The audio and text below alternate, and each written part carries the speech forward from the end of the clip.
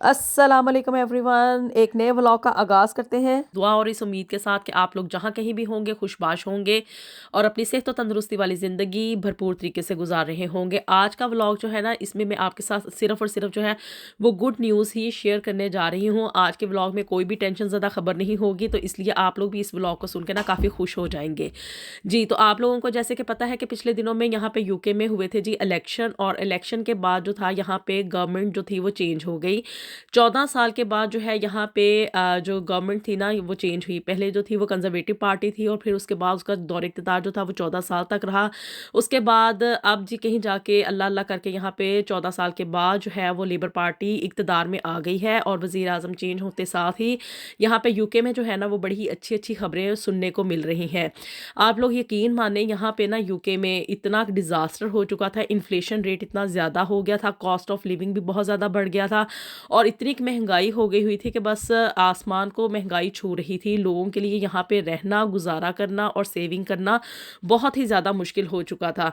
आप लोगों ने अगर मेरे पिछले व्लॉग्स देखे हों तो आप लोगों को अंदाज़ा हो गया होगा कि मैं किस बारे में बात कर रही हूँ कि यहाँ पे इतनी ज़्यादा महंगाई थी, इतना ज़्यादा कॉस्ट ऑफ लिविंग हो चुका था, घर जो थे वो मिल नहीं रहे थे क्योंकि जब ये लोग ब्रेक्ज़िट में से निकले हैं ना, तो फिर उसके बाद ब्रेक्ज़िट होते साथ ही यहाँ पे एशिया में से लोगों ने आना शुरू कर दिया, उनको वीज़े देने शुरू कर दिए थे इन्होंने। और जिसके नतीजे में क्या हुआ था कि इंडिया पाकिस्तान से बहुत ढेर सारे लोग जो थे ना वो वीज़े लगवा के यहाँ पे यूके में आ गए। इसके नतीजे में क्या हुआ कि नंबर ऑफ़ पीपल यहाँ पे ज़्यादा हो गए थे और घरों की तादाद जो थी ना वो कम हो गई थी। और जी घर रेंट पे नहीं थे मिल रहे, मॉर्गेज रेट बहुत ज़्यादा हो गए थे, इंटरेस्ट रेट भी ज़्यादा हो गए थे, लोगों के लिए मॉर्गेज पे करना बहुत ही ज़्यादा मुश्किल हो चुका था।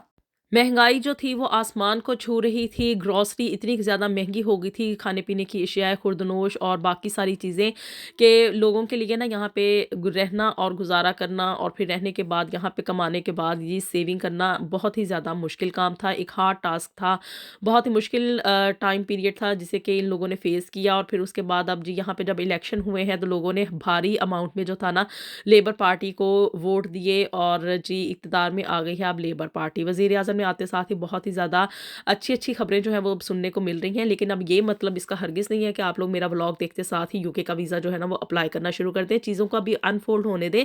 अभी सिर्फ़ मैं आपको बता रही हूँ कि कुछ-कुछ अच्छी खबरें मुझे सुनने को मिल रही हैं और देखने को भी मतलब प्रैक्टिकली भी मैं देख रही हूँ कि कुछ चेंजेज़ जो हैं वो यहाँ पे आनी शुरू हो गई हैं। अभी कुछ टाइम पीरियड लगेगा और यहाँ पे यूके में भी हालात जो है ना वो पहले की तरह नॉर्मल होना शुरू हो जाएँगे। आई होप सो कि ऐसा ही हो।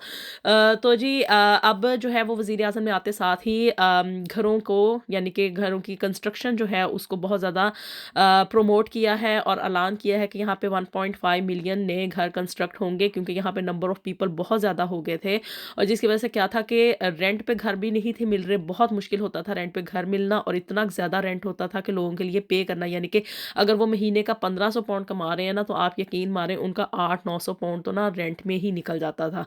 तो अब ये है कि अगर घरों की तादाद यहाँ पे ज़्यादा हो गई ना, तो फिर रेंट के रेट्स जो हैं वो कम हो जाएँगे। इसी तरह से मॉर्गेज जो है वो भी कम हो जाएगी, इंटरेस्ट रेट भी कम हो जाएगा।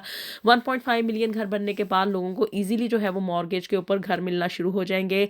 और इसी तरह से जो लोग बाहर से माइग्रेशन करके आ रहे हैं उनको भी रेंट पे घर ईज़िली मिलने शुरू हो जाएँगे।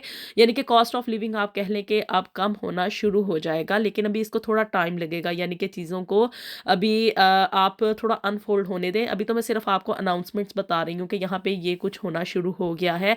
इसके अलावा वज़ीर-ए-आज़म ने ये भी कहा है कि जी यहाँ पे एनएचएस की जो लंबी-लंबी क्यूज़ थी ना, आप लोग यकीन माने हम लोग फ़ोन करते थे ना, अपॉइंटमेंट मिलना मुश्किल हो जाती थी और अगर इमरजेंसी में एम्बुलेंस कॉल करते थे तो 2-2 3-3 घंटे का टाइम पीरियड मिलता था कि जी इतनी देर में आपको एम्बुलेंस मिलेगी।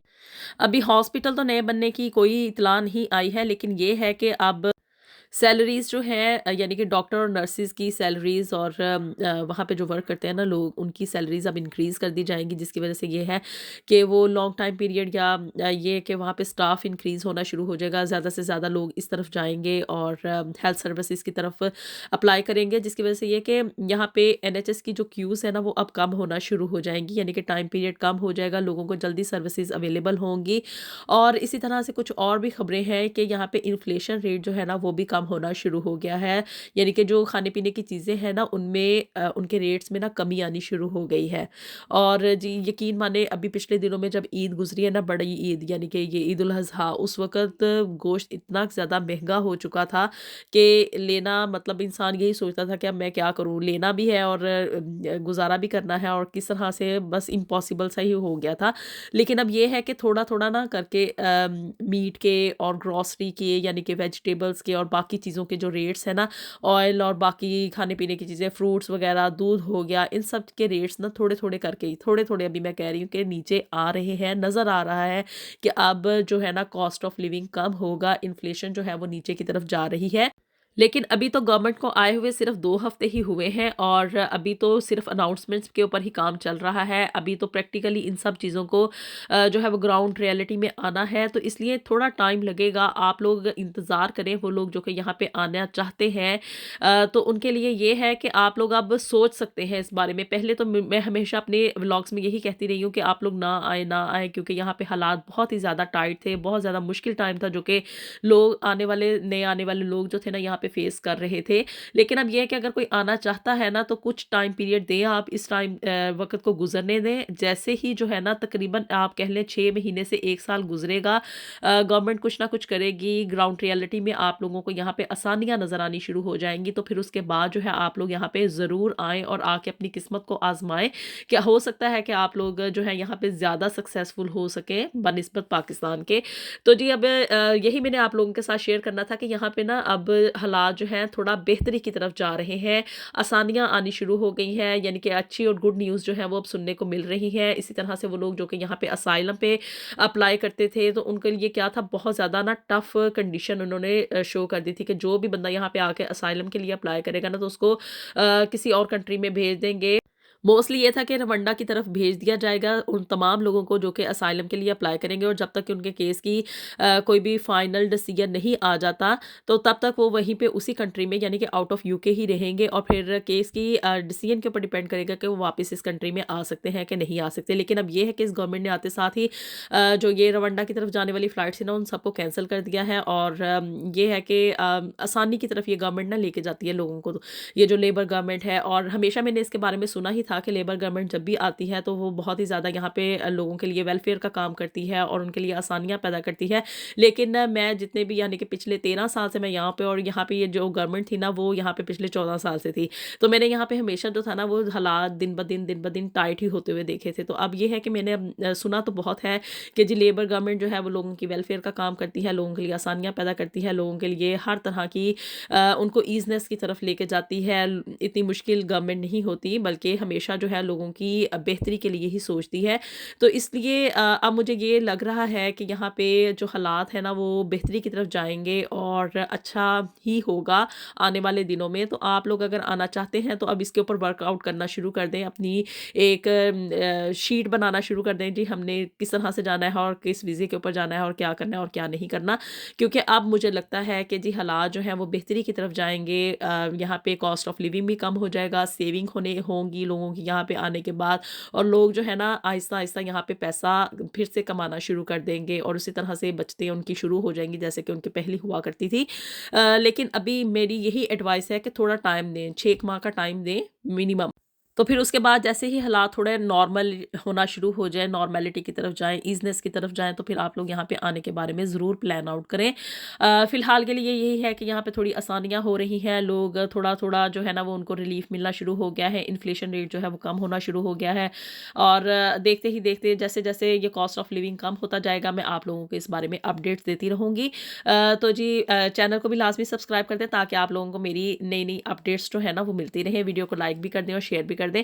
अब जो दूसरी खबर आप लोगों के साथ मैंने शेयर करनी है ना वो ये है, वो मेरे अपने बारे में है और जी कि ये मैंने आप लोगों के साथ पहले भी शेयर किया था कि जी यूट्यूब से मुझे जो है ना वो थोड़ा-थोड़ा गिफ्ट्स आने शुरू हो गए हैं। यानी कि पहले मेरे यूट्यूब की इनकम आई है और फिर उसके बाद एक यूट्यूब की तरफ से छोटा-सा मुझे गिफ्ट मिला था जिसमें कि एक प्राइज़ ड्रॉ में मेरी एंट्री भी हुई थी और फिर उसके बाद अपना जो था वो मुझे उन्होंने एक फूड का भी गिफ्ट दिया था जिसमें कुछ सैंडविचेस वगैरह इंक्लूड थे। लेकिन अब गिफ्ट जो है ना उससे थोड़ा-सा बढ़ गया है, यानी कि अब इस दफ़ा जो है ना मुझे पापा जॉन का जो पिज़्ज़ा है ना वो उनकी तरफ से, यूट्यूब की तरफ से फ्री में मिला है।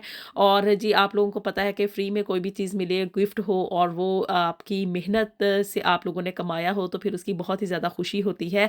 और जी ये यूट्यूब की तरफ से मुझे गिफ्ट मिला था पापा जॉन का, और पापा जॉन यहाँ पे बहुत ही ज़्यादा अच्छा और फ़ेमस किस्म का ब्रांड है, और इसका पिज़्ज़ा बहुत ही ज़्यादा मज़े का होता है। और मैं आपको यकीन मानूँ कि मेरा फ़ेवरेट पिज़्ज़ा है ये, और मैं एक्सपेक्ट नहीं कर रही थी कि इतनी जल्दी जो है वो मुझे पापा जॉन की तरफ से पिज़्ज़ा जो है वो एज़ ए गिफ्ट दे दिया जाएगा।